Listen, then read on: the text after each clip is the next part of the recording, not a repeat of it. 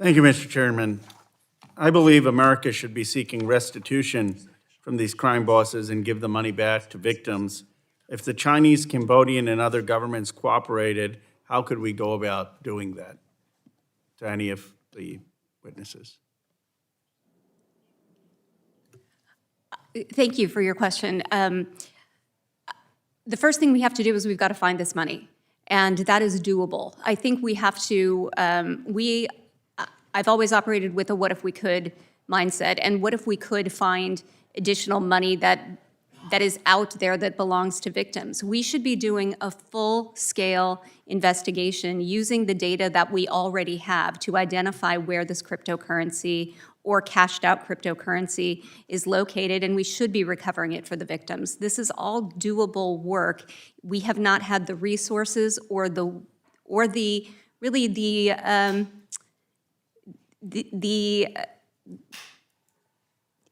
we haven't had people at the highest levels of government supporting that this needs to be done for victims, and that's really what we need.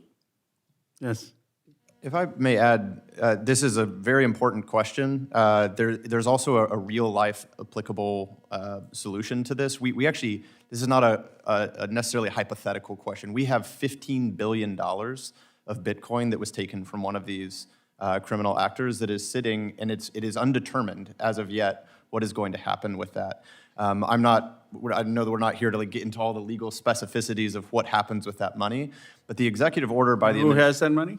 I think the Eastern District of New York holds it right now. The executive order that came out in March states, at least, that that money, not that specific money, but money reclaimed, all effort should go to that money being returned to the victims of the crimes. And so I would urge officials to make sure that that happens, because we have a world-changing amount of money that's just sitting there ready to go back and repay victims.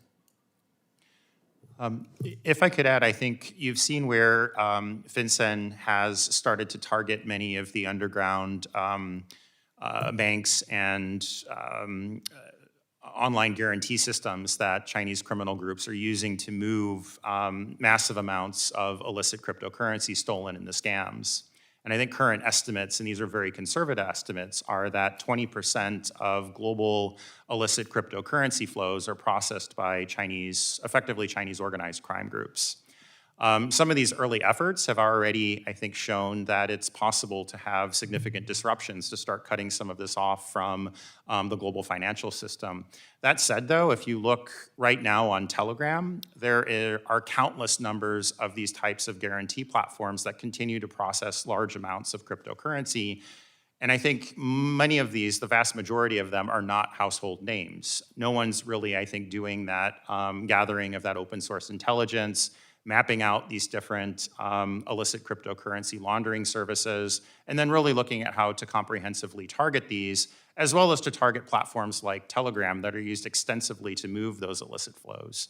So I think that's ultimately where much more investment needs to go, is in monitoring these illicit flows, particularly on cryptocurrency, and looking at how we can bolster some of the efforts like the one that Jake just mentioned to go after and to seize these assets. Really only at that point, I think, can we start to even begin to think about how to provide restitution and justice to the many Americans who've lost billions of dollars to these crimes.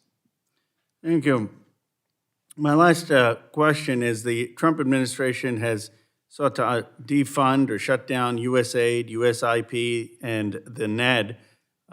The reality is that these entities have helped expose the China-linked scammers. To all of our witnesses, should all these agencies be fully funded and restored? Due to my role on the committee, I can't advocate for the funding or defunding of specific organizations, but I will say, broadly speaking, the local civil society groups that I mentioned need three things. They need protection from repression, they need funding, and they need the right kind of funding. And right now, they have zero of those three things. And as we rebuild foreign assistance, we need to prioritize nimble, hostile environment funding that actually can reach the people who are doing the real work. Ms. West. Confirmed. I think the problem that we have in the locations that these crimes are happening is we don't have eyes on the ground. where previously we did have a lot of eyes on the ground. And so unfortunately, with the defunding of so many of these entities, we have lost visibility into what's really happening there. So refunding is an absolute priority. This is largely echoing what's already been said, but I think that the role of independent researchers, media, and civil society is one of the most critical parts of the response. It's what has informed U.S. sanctions until present. It's what I think ultimately has assisted the U.S. in seizing the funds that have been seized thus far.